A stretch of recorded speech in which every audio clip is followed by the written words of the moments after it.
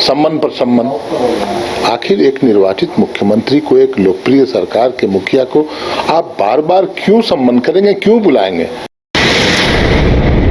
और माननीय मुख्यमंत्री ने उनको समय दिया है, वो आए, स्वागत है उनका, पूछताछ होगी, सहयोग करेंगे। बीच का रास्ता अपनाया, ईडी 2 कदम पीछे हटी, मुख्यमंत्री महोदय 2 कदम आगे बढ़े।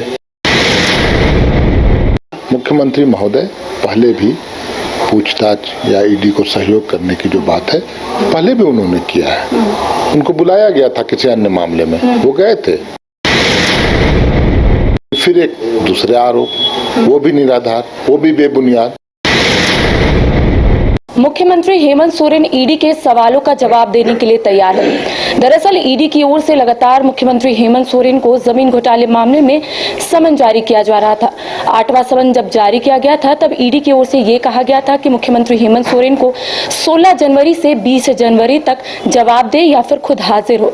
मुख्यमंत्री हेमंत सोरेन ने जवाबी पत्र में ये कहा है कि 20 जनवरी को वो तैयार है, तमाम सवालों का वो जवाब भी देंगे। आज इसी पर बातचीत करने के लिए हमारे साथ मौजूद झारखंड मुक्ति मोर्चा के नेता मनोज पांडे। बातचीत करेंगे कि 20 जनवरी को मुख्यमंत्री सचिवालय में ईडी के तमाम अधिकारी पूछताछ करने के लिए पहुंचेंगे। भारतीय जनता पार्टी सवाल खड़े करी है कि क्या ये तो पहले भी हो सकता था ना, मुख्यमंत्री हेमंत सोरेन जब समन जारी किया जा रहा था तब जाकर तमाम सवालों का जवाब दे सकते थे। देखिए, भाजपा के लोग बेबुनियाद बातें करते हैं। मुख्यमंत्री महोदय पहले भी पूछताछ या ईडी को सहयोग करने की जो बात है, पहले भी उन्होंने किया है। उनको बुलाया गया था किसी अन्य मामले में, वो गए थे, पूछताछ हुई थी, क्या नतीजा निकला? मामला तो शून्य बटा सन्नाटा। अभी फिर एक दूसरे आरोप, वो भी निराधार, वो भी बेबुनियाद, सम्मान पर सम्मान। आखिर एक निर्वाचित मुख्यमंत्री को, एक लोकप्रिय सरकार के मुखिया को आप बार बार क्यों सम्मान करेंगे, क्यों बुलाएंगे? वो भी कोई आरोप नहीं बनता। लेकिन अंततः ईडी ने एक बीच का रास्ता अपनाया, ईडी 2 कदम पीछे हटी, मुख्यमंत्री महोदय 2 कदम आगे बढ़े। उन्होंने जब ईडी की तरफ से आया कि आप जगह और समय बताएं, हम लोग वहां आके पूछताछ कर लेंगे, तब चलिए एक बीच का रास्ता निकला और माननीय मुख्यमंत्री ने उनको समय दिया है, वो आए, स्वागत है उनका, पूछताछ होगी, सहयोग करेंगे। ये काम अगर मुझे लगता है ईडी पहले की होती तो अब तक ये गतिरोध ही नहीं होता। तो मैं समझता हूँ देर से ही सही, लेकिन ईडी ने जो पहल की और उस पर जो सकारात्मक जवाब मुख्यमंत्री महोदय ने दिया, आगे भी सभी कुछ सकारात्मक होगा। लेकिन ईडी की ओर से कहीं ना कहीं सख्ती देखने को मिली। ईडी की ओर से अल्टीमेटम भी दिया गया जब 7वां समन जारी किया गया था। उस वक्त ये कहा गया था कि मुख्यमंत्री हेमंत सोरेन को लिखित पत्र में बताया कि आखिर वो बयान दर्ज कराने के लिए कहाँ हमें बुला रहे, यानी कि खुद जगह डिसाइड करने को ईडी के अधिकारी ने कहा। तो आपको नहीं लग रहा है कि ऐसा पहली बार हो रहा है राज्य में सदन के नेता, क्योंकि आज सुप्रीमो सुदेश महतो ने भी सवाल खड़े किए कि पहली बार ऐसा हो रहा है कि किसी सदन के नेता को जांच एजेंसी सुझाव दे रही। तो आपको नहीं लगता है कि यहाँ पर सुझाव दिया जा रहा था कि आप हमें बताएं हम कहाँ हैं, आप अगर नहीं आ पा रहे तो हम वहीं पर आ जाएं? आपको ऐसा नहीं लग रहा कि पहली बार ऐसा हो रहा है राज्य में? ईडी ने एक बीच का रास्ता अपनाया, ईडी ने सुझाव दिया, ईडी ने दरख्वास्त की, अनुरोध किया, उसको मुख्यमंत्री महोदय मान गए। और बेबुनियाद बिना सिर पैर की बातों पर आप बार बार सम्मान करेंगे, बुलाएंगे, तो अब 1 वर्ष का कालखंड इस लोकप्रिय सरकार का बचा है, बहुत सारे काम करने हैं। तो विकास की गति को अवरुद्ध करने का प्रयास केंद्र की सरकार, केंद्र के इशारे पर संवैधानिक एजेंसियां कर रही हैं। ऐसा ही मैसेज, ऐसा ही एक परसेप्शन बन रहा है पूरे राज्य में। और हम बार बार आपके पास हाजिरी लगाते रहेंगे तो हम काम कब करेंगे? और झारखंड की जनता भी यही कमोवेश चाहती है कि हमारे मुख्यमंत्री को परेशान न किया जाए, प्रताड़ित न किया जाए, राजनीतिक विद्वेष के तहत कार्रवाई न की जाए। लेकिन अब जब बातें आई हैं, वो खुद आने को तैयार हैं, तो पूछताछ में सहयोग करेंगे माननीय मुख्यमंत्री। ईडी की कार्रवाई को अलायंस की सरकार किस रूप में देख रही है? क्योंकि आप लोगों का पहले से कहना था कि जहाँ जहाँ गैर बीजेपी शासित राज्य है वहाँ पर मुख्यमंत्री को डराया जा रहा है और यहाँ पर भी उसी तरीके से, तो क्या आपको अभी भी लग रहा है कि ऐसा हो रहा है यहाँ?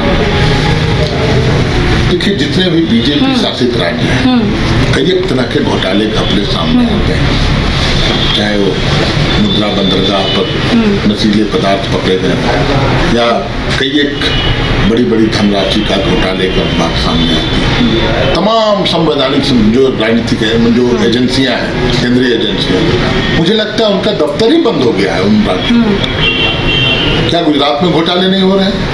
कितने लोग चुना लगाकर पैसे लेकर भाग गए, चंपत हो गए।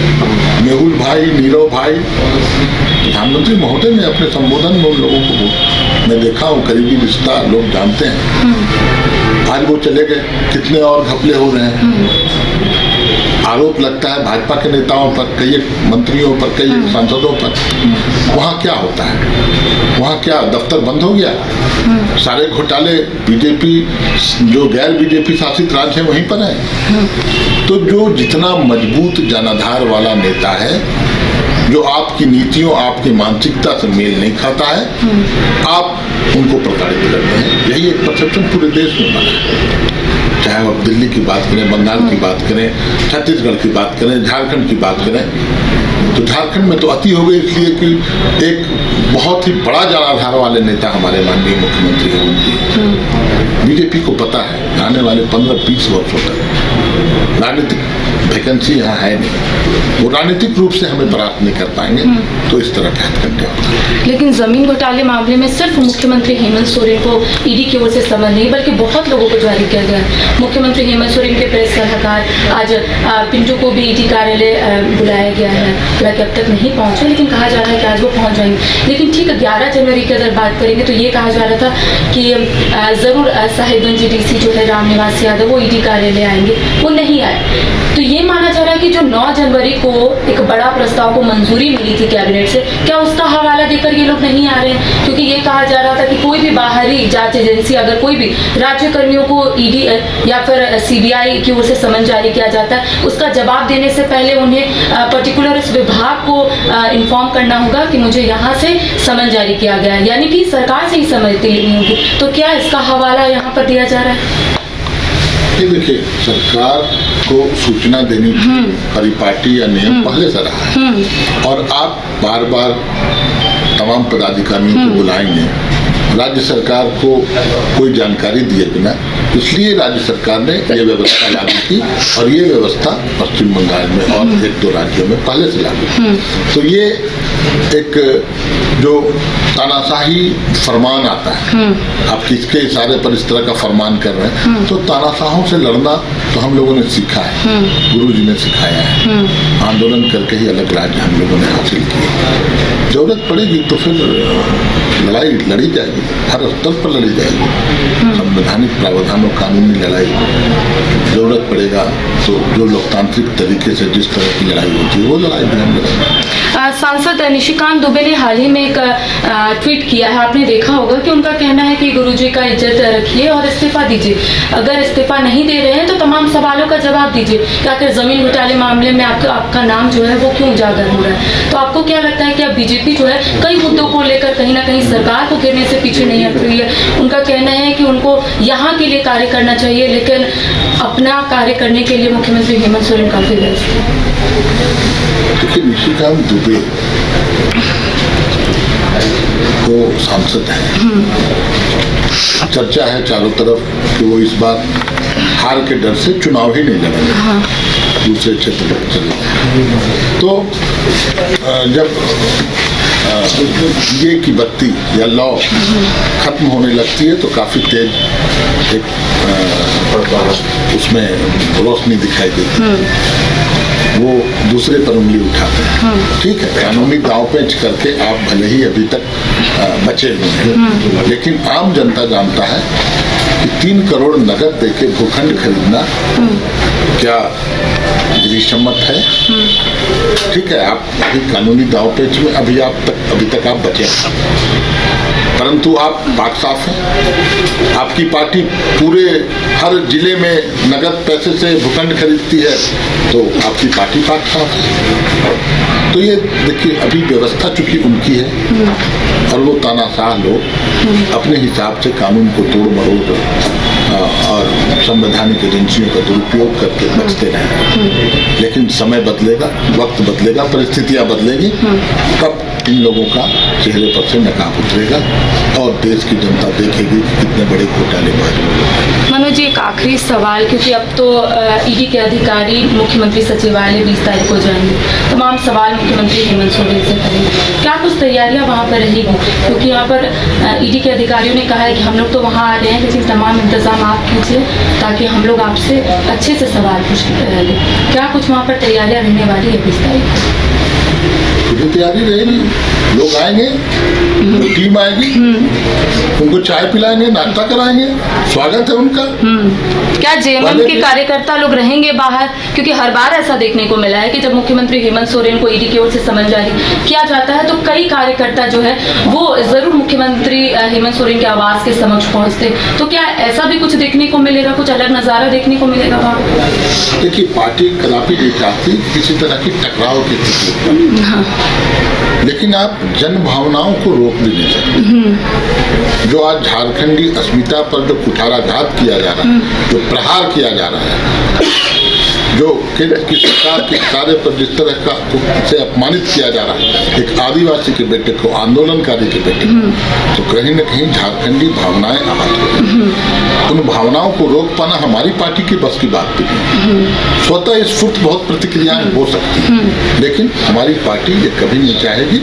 और अभी तो वक्त है, जरूरत पड़ेगी तो हम लोग पार्टी की तरफ से भी अपील करेंगे कि लोग संयमित रहें, शांत रहें। तो जमीन घोटाले मामले में ईडी की ओर से लगातार मुख्यमंत्री हेमंत सोरेन को समन जारी किया जा रहा था। 8वां समन जब जारी किया गया था, तब ईडी के अधिकारियों की ओर से अल्टीमेटम दिया गया था कि मुख्यमंत्री हेमंत सोरेन को 16 जनवरी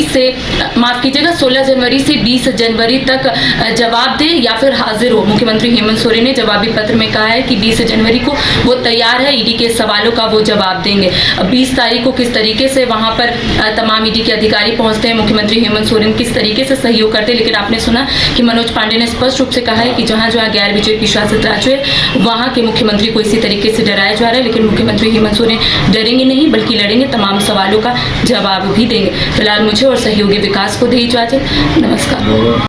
राजधानी रांची में वाइल्ड वादी लेकर आया है रांची फ्लावर पार्क, जहां आकर्षक फूल मोह लेंगे आपका दिल। रात में आकर्षक लाइट से नजारा होगा रंगीन। परिवार के साथ उठाइए ट्रैम्पोलिन पार्क का लुत्फ। की जगह पर मिलेगा amusement park, zip line, bird park, picnic और कुल्हड़ चाय का भी मजा। Monday to Friday entry fees सिर्फ 200 रूपए और सैटरडे और हॉलीडेज में महज 300 रूपए में भरपूर मनोरंजन। तो आइए वाइल्ड वादी। IIT जी नीट एस्पिरेंट्स के सपने को पंख देने आ गया है कंप्लीट सॉल्यूशन इंस्टीट्यूट। यहाँ है smart classroom, 1-to-1 doubt clearing session, ask the expert, video solution और भी बहुत कुछ। मतलब हम करेंगे आपको गाइड, बनेंगे आपके mentor. Foundation classes from class 6 onwards for your bright future. Visit complete solution institute.